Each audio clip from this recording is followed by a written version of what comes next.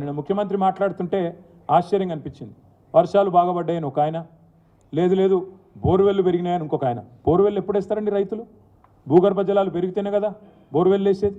భూగర్భ జలాలు పెరగకపోతే, ground water table పెరగకపోతే borewell వేస్తారా కొత్తగా?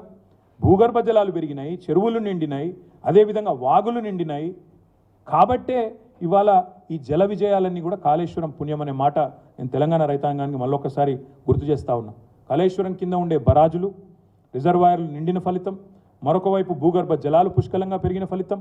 మా సిరిసిల్ల జిల్లా, మా రాజన్న సిరిసిల్ల జిల్లా ఎక్కడైతే మిడ్ మానేరు కాళేశ్వరంలో భాగంగా వాటర్ జంక్షన్గా మారిందో, మా రాజన్న సిరిసిల్ల జిల్లాలో 6 మీటర్లు గ్రౌండ్ వాటర్ టేబుల్ పైకి వచ్చింది. ఇది నేను చెప్పడం కాదు. లాల్ బహదూర్ శాస్త్రి నేషనల్ అకాడమీ ఎక్కడైతే యువ ఐఏఎస్ అధికారులకు పాఠాలు చెప్తారో వాటర్ కాన్జర్వేషన్ మీద, ఇవాళ కాళేశ్వరం ప్రాజెక్ట్ అనేది ఒక క్లాసిక్ ఎగ్జాంపుల్ అని చెప్పి యువ ఐఏఎస్ అధికారులకు కూడా పాఠాలు చెప్పే స్థాయికి తెలంగాణలోని వాటర్ కాన్జర్వేషన్ కాళేశ్వరం ద్వారా సాధించిన విజయం, రిజిస్టర్ అయిన విషయాన్ని కూడా నేను గుర్తు చేస్తూ ఉన్నా. బోర్లల్లో, బావులల్లో నీళ్ళ కొరత లేకుండా పోయింది. పాతాల గంగ పైకి వచ్చింది కాళేశ్వరం వల్ల. భూగర్భ జలాలు పైకి వచ్చిన మాట వాస్తవం. హైదరాబాద్కి మంచినీళ్ళ కరువు అనేది లేకుండా భరోసానిచ్చిన అమృత వాహిని కాళేశ్వరం. మరి దీని మీద ఇలా నోటికి వచ్చినట్టు కొంతమంది మాట్లాడుతూ ఉన్నారు. మొన్న నేను చూశాను, అసెంబ్లీలో కూడా ఒక రిపోర్ట్ పెట్టినారు, కాస్ట్ బెనిఫిట్ అనాలిసిస్ అంటారు. నేను ఒకటే అడుగుతా ఉన్నా, బహుళార్థ సాధక బహుళార్థ ప్రయోజనాలు ఉండే ప్రాజెక్టులు, మల్టీపర్పస్ మల్టిపుల్ బెనిఫిట్స్ ఉండే ప్రాజెక్టులు కట్టినప్పుడు, జాతి ప్రయోజనాల కోసం ప్రాజెక్టులు కట్టినప్పుడు, మనకు తెలంగాణలో ఇప్పుడు నేను చెప్పినట్టు ప్రత్యామ్నాయం లేదు. ఇట్లా ఉంటుంది తెలంగాణ భూభాగం, ఇక్కడ ప్రత్యామ్నాయం లేదు. నీకు ఇక్కడ మీకు వేరే ఆప్షనో వేరే ఆల్టర్నేటివ్ ఉంటే cost benefits to cost, viability అని మాట్లాడితే అర్థం ఉంటుంది. కానీ తెలంగాణలో ఆ ఆప్షనే లేదు, ఆల్టర్నేటివే లేదు. నీళ్లు కావాలి అంటే నీళ్లు ఎత్తిపోయాల్సిందే తప్ప వేరే మార్గం లేదు. అయినా పబ్లిక్ యూటిలిటీ, ముఖ్యంగా లక్షల కోట్ల మంది ప్రజలకు సంబంధించిన వాళ్ళ జీవితాలతో ముడిపడి ఉన్న ప్రాజెక్టులకు ఇవాళ కొంతమంది మాట్లాడే మాటలు, వయబిలిటీ ఉందా లేదా? ఇక్కడ పాయింట్ అల్లా ఏంటంటే, కాలడ్డం పెడితే నీళ్ళు వచ్చే పరిస్థితి తెలంగాణలో లేదు.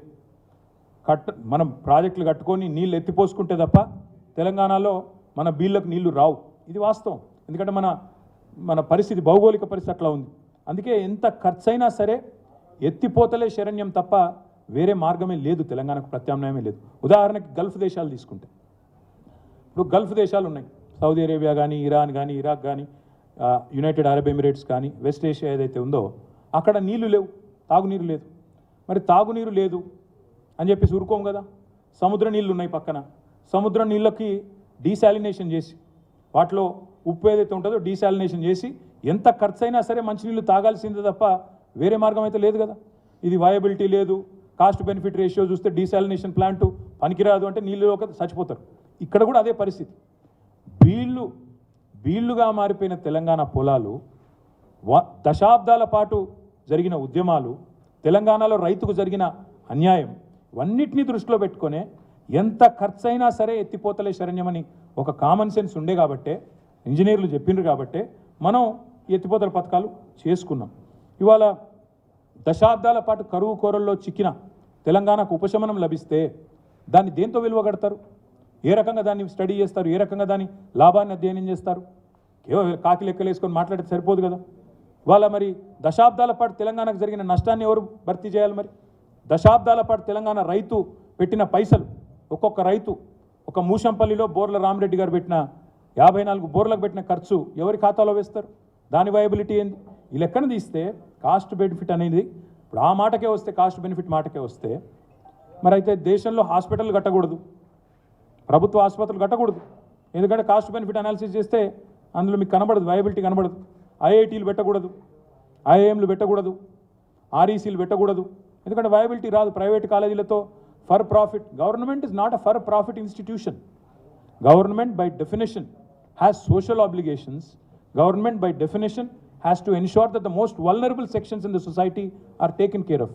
అత్యంత పేదరికంలో ఉన్న రైతాంగానికి సంబంధించిన ప్రాజెక్టులను ఇవాళ కాస్ట్ బెనిఫిట్ అనే కులమానంతో చూడడం అనేది కరెక్ట్ కాదు. అందుకే నేను చేసే విజ్ఞప్తి మేధావులకి, ఎవరెవరైతే ఈరోజు కాళేశ్వరాన్ని బదనాం చేసే ప్రయత్నం చేస్తున్నారో, కాస్ట్ బెనిఫిట్ అనాలిసిస్ అని వాళ్ళందరికీ కూడా చేసే విజ్ఞప్తి, ఆకలి కేకల తెలంగాణ ఈరోజు అన్నం గిన్నెగా మారిన మాట వాస్తవం కాదా?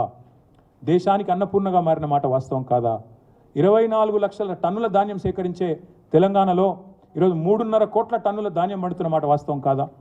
తెలంగాణ భారతదేశానికే ధాన్య భాండాగారంగా మారిన మాట వాస్తవం కాదా? ఇది కాళేశ్వరం ఫలితం కాదా? FCI ప్రొక్యూర్మెంట్ లెక్కలు గతంలో సివిల్ సప్లైస్ మినిస్టర్గా పనిచేసిన గంగుల కమలాకర్ గారు ఇక్కడే ఉన్నారు. FCI ప్రొక్యూర్మెంట్ లెక్కలు సాక్ష్యం కాదా తెలంగాణలో కాళేశ్వరం సాధించిన విజయానికి? ఆనాడు ఎకరం 3 లక్షల రూపాయలు కూడా పలకని ధర తెలంగాణలోని భూములకు ఈరోజు 30 లక్షలైంది వాస్తవం కాదా? ఇదేం చూమ్మంతారంటే మ్యాజిక్తో అయిపోయిందా? ఇది కాళేశ్వరం జిల్లాల ఫలితం కాదా? నీళ్లు రాకుండానే పంటలు వండకుండానే భూముల ధరలు పెరిగిపోయినాయా? తెలంగాణ రైతు